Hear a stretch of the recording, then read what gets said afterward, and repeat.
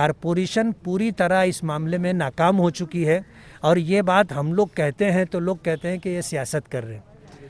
शहर के जो बुज़ुर्ग हजरात पेंशन उठा रहे थे, पेंशनर्स हैं, बैंक बंद होने की वजह से बिल्कुल भुखमरी का शिकार है और दीगर जो ज़रूरियात ज़िंदगी है वो पूरी नहीं कर पा रहे हैं। तो इस ताल्लुक से क्या आप कुछ कदम उठाएंगे? नहीं, मैं आपको ये बताना चाहता हूँ कि मालेगांव में जितने टीचर्स हजरात हैं और जितने पेंशनर हैं, लॉकडाउन होने के बाद जब उनको पैसे की दिक्कत आई तो मैंने उसी वक्त जो है नीचे से ऊपर तक बात करके एओ से बात मैंने की, कमिश्नर से मैंने बात की और फिर बाकायदा जो है उनको उनकी तनख्वाह वगैरह मैंने दिलवाई, पेंशन उनकी दिलवाई।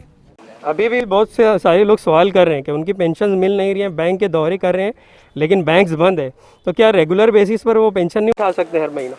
हर महीना उनको पेंशन मिलनी चाहिए। ये सरकार का काम है, सरकार ने जिनको जिम्मेदारी दी है उनका काम है। आज बैंक भी बंद है, एटीएम भी खाली हैं, ऐसे हालात हैं। हमें तो यही शिकायत है कि कोरोना को जो है मुसलमान कर दिया गया और इसीलिए भेदभाव किया जा रहा है। हॉस्पिटल्स में ये देखा जा रहा है कि मरीजों के बाजू में डेड बॉडीज़ रखी हुई हैं। पिछले दिनों साइन मुंबई का एक वीडियो आया, उसमें आप देख सकते हैं कि मरीज़ जिस बिस्तर पर लेटे हुए हैं उनके अगल बगल में डेड बॉडीज़ बांध के रखी हुई हैं।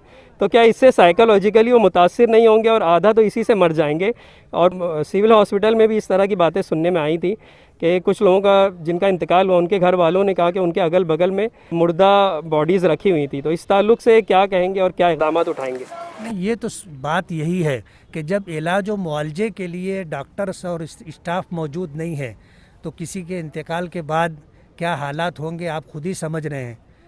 लोग दहशत की वजह से भी मर जा रहे हैं कि मैयत हो गई, 6-6 घंटा मैयत पलंग पर पड़ी हुई है, कोई उठाने वाला नहीं है, कोई देखने वाला नहीं है। इस तरह के हालात तो जीवन हॉस्पिटल में तकरीबन ऐसा होता ही है। पुलिस अमले की जो गैर मामूली कमी आजकल दिखाई दे रही है मालेगांव में, इस ताल्लुक से क्या कहेंगे? बात यह है कि पुलिस डिपार्टमेंट अपना काम कर रहा है और एक बात समझ लेना चाहिए कि पुलिस डिपार्टमेंट ने अपनी ज़िम्मेदारी पूरी करने में अगर एतदाल का रास्ता इख्तियार किया होता तो मालेगांव के लिए और ख़ुद उनके लिए बेहतर होता। लेकिन पुलिस डिपार्टमेंट की तरफ से या तो हद से ज़्यादा सख्ती की गई और आने जाने वालों को इतना मारा गया कि उनके हाथ पैर टूट गए, और या तो हालात ऐसे हैं कि उन्होंने आँख बंद कर ली, जिसको जो करना है करे, जैसे हमको हमारे हाल पर छोड़ दिया गया है। मैंने डिपार्टमेंट के ज़िम्मेदारों से बात की कि आपको जो है एतदाल रखना चाहिए और डिपार्टमेंट का जो डर और खौफ है वो लोगों में रहना चाहिए। और अभी जिस तरह की सूरत हाल है वो तो समझ में नहीं आती। क्वारंटीन सेंटर्स में आजकल जो तशवीशनाक माहौल पाया जा रहा है कि 12 उनकी रिपोर्ट्स निगेटिव आने के बाद भी उनको रखा जा रहा है, छोड़ा नहीं जा रहा है।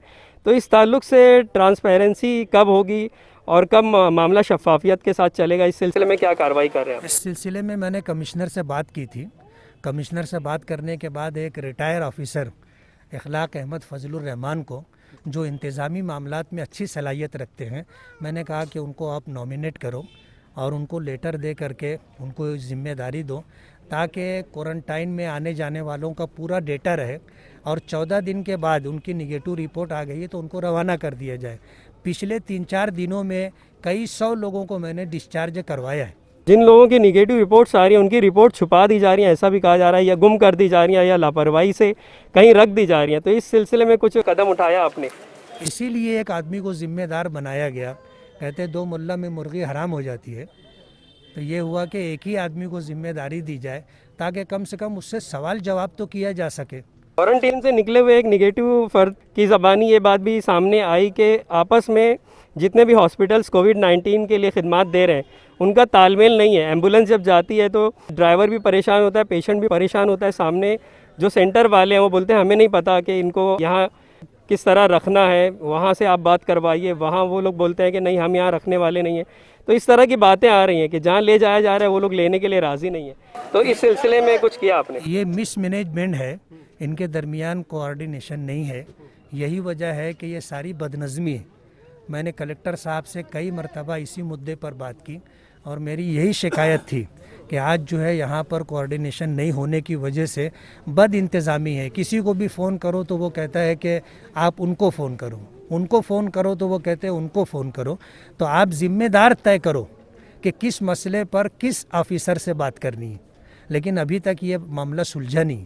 तो स्टैंडर्ड लोग हैं जो दीगर शहरों में फंसे हैं, जो मालेगांव में फंस गए हैं, और रेड जोन की वजह से तो अभी ऐसा कहा जा रहा है कि कहीं भी ना यहाँ से लोग जा सकते हैं ना बाहर के लोग। यहाँ मालेगांव रेड जोन डिक्लेयर हो जाने के बाद वो लोग आ सकते हैं। तो इस सिलसिले में कुछ किया जाएगा? रेड जोन है, सरकार ने डिक्लेयर किया है। मैंने कलेक्टर साहब से बात की कि रेड जोन है, लेकिन इसका ये मतलब नहीं है कि मालेगांव को इस तरह मुअल्लक कर दिया जाए।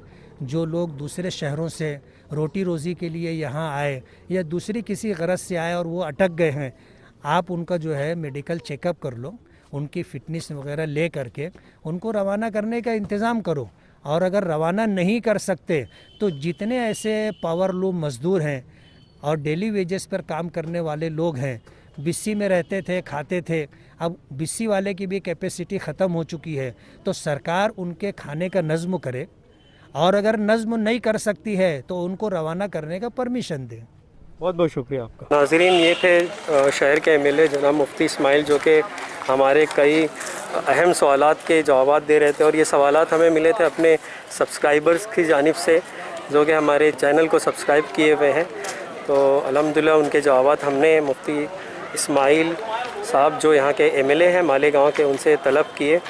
अब मैं तमाम ही नाज़रीन से गुजारिश करूँगा कि मज़ीद जो सवालात उनके जहन में आ रहे हों या जिससे वो दो चार हों, वो ज़रूर कमेंट सेक्शन में अपने सवालात पूछें, ताकि अगली बार जब हमारी मुफ्ती इस्माइल एमएलए से मुलाकात हो तो हम उनसे उन सवालात को दरियाफ़्त कर सकें और आपके जो सवालात हैं उसकी तिश्नगी को दूर कर सकें।